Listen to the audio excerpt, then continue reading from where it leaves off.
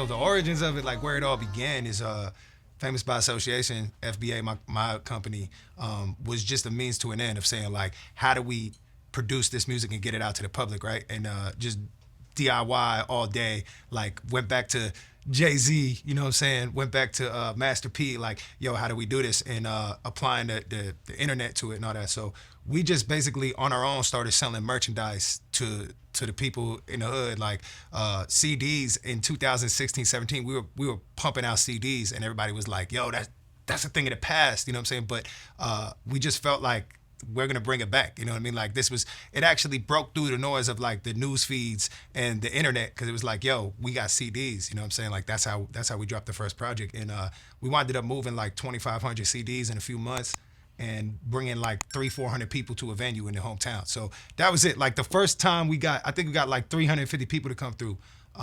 And I was like, yo, this is it. This is what we're supposed to do. You know, like if nobody would have came to that show, I probably would have moved on from the music shit. But just having those 350 people in there was like validation of like, yo, this is it. You know what I'm saying? This is, as long as we could do this here, we could do this anywhere. We just gotta keep moving. So that's where it really came from. Like I was inspired by a lot of reggae growing up. Like Bob Marley's my favorite artist in the world. You know what I'm saying? Just that peaceful vibe of good feeling music, like music that makes you feel good. It was never like, I was never into no real hood or gangster shit. I like music that made me feel great. So from Bob Marley even down to pop, like I like Maroon 5 and shit, man. I like fucking Pink, you know what I mean? All the way down to Led Zeppelin, the Beatles, rock and roll. Like it just, anything that makes me feel good is what I was on. So from a creative standpoint, it's like, how could I develop the best music to inspire people and just give them a little better day if they're having a shitty day. Like you put my shit on, it's gonna make you feel something. You know what I mean? So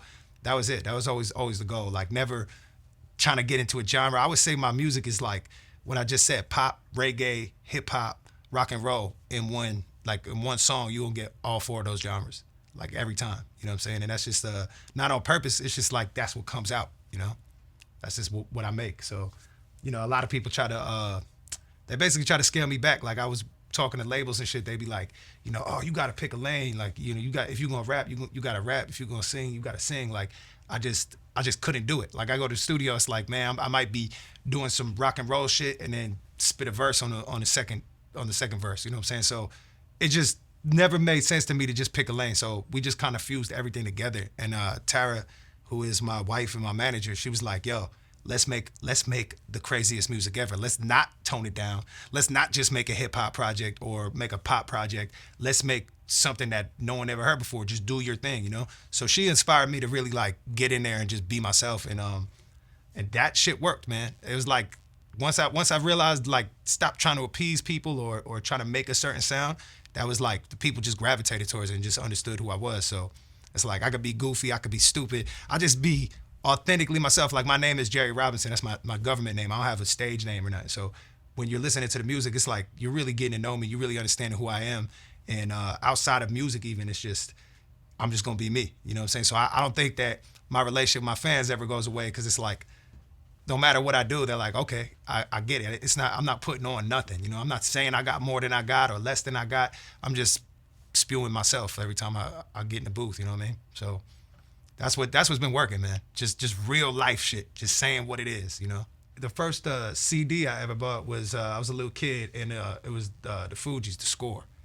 That was the first CD I ever got. So I was just obsessed with, like, Jerry Wonder's the producer of that, and these dudes are from like Jersey and New York. So I was around so much good hip hop. Like I come from Long Island. Like Central Islip is like Rakim, Keith Murray. I'm younger, so I didn't experience them at their peak, but I was always into like music that was 10, 15 years my senior.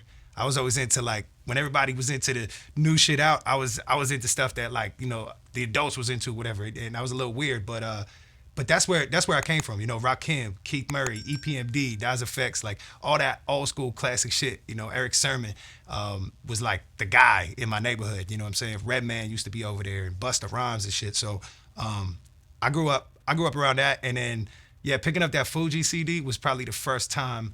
I was like, man, I need to make music. Like I would listen to that constantly on repeat, just be like, I need to create music, and probably around like 15, 16, I started like writing lyrics and stuff. But and then battling. I started battling, going into Brooklyn and Queens and just like barber shops and shit. And I'd be like, what I'm saying? I would just get clowned for being like the little white kid that's trying to rap. And motherfuckers tell me to sit down, first year or two.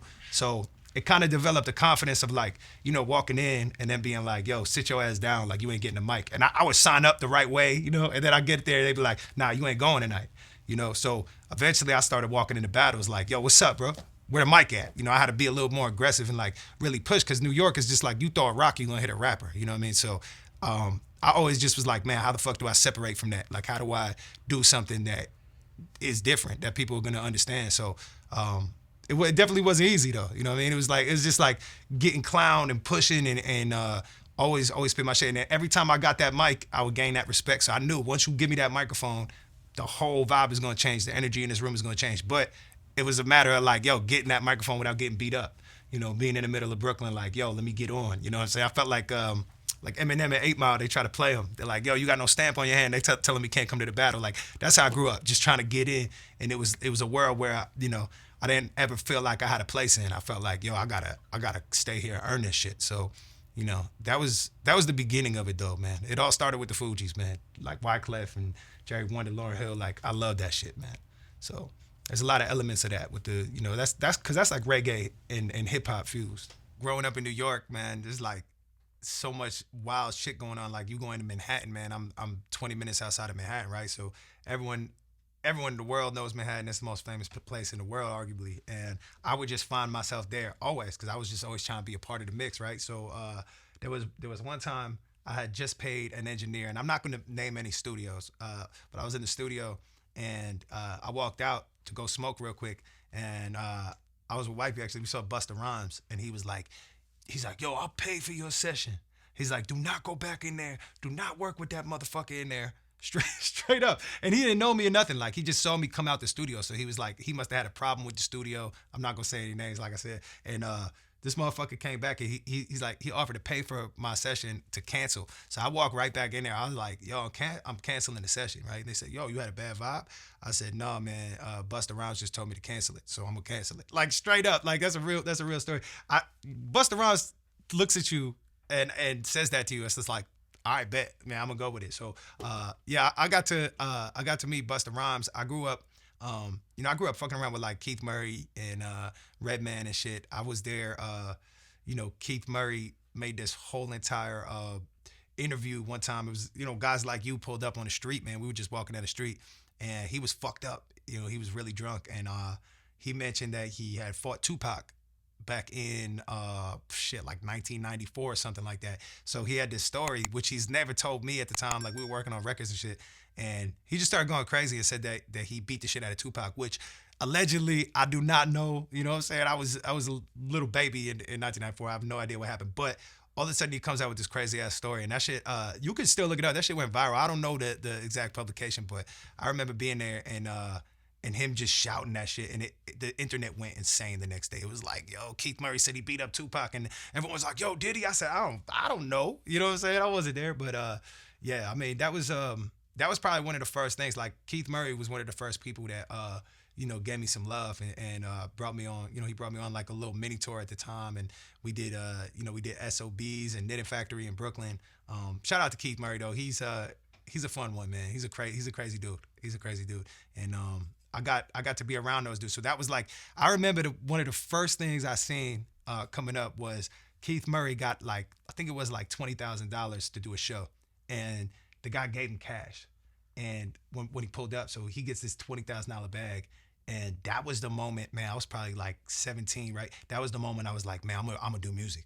I've never seen $20,000 in my life. You know what I'm saying? So this dude just came through, and I was like, yo, that's what you get paid for the night. And at the time, he had he had just come off, like, he had a record called Candy Bar. I don't know if you remember, but it was popping. You know what I'm saying? So he got this $20,000 bag, and I was like, bro, this is what I'm doing. So honestly, till now, man, that's what I've been chasing, right? Like, I'm trying to get $20,000 a show. Like, I've been saying that shit for 5 years, and every year the number goes up, and but that's just being in New York, like, I got to see stuff like that. I got to, I was 16, 17. I'm like, damn, I went home and told my mama, like, I'm gonna get us out of here. Like I'm gonna make 20 grand a show one day, you know? And that shit is like, just the idea of that to your average person is like, what? You ain't make $20,000 a night, you know what I'm saying? And then you got people like Tech Nine who make well over that, you know what I'm saying? But yeah, a lot of shit, man. Just being around that, being around the energy of New York in the early 2000s, like the 50 Cent era. You know, when I was a kid, that was like when 50 dropped, and it was an amazing time, bro. Like that shit. I love New York for life. It will never leave me. You know what I mean? It's the coolest place in the world, bro. So yeah, but a lot of things, man. A lot of crazy things. Yo, what up? It's Jehry Robinson from Strange Music. You checking out 247hh.com.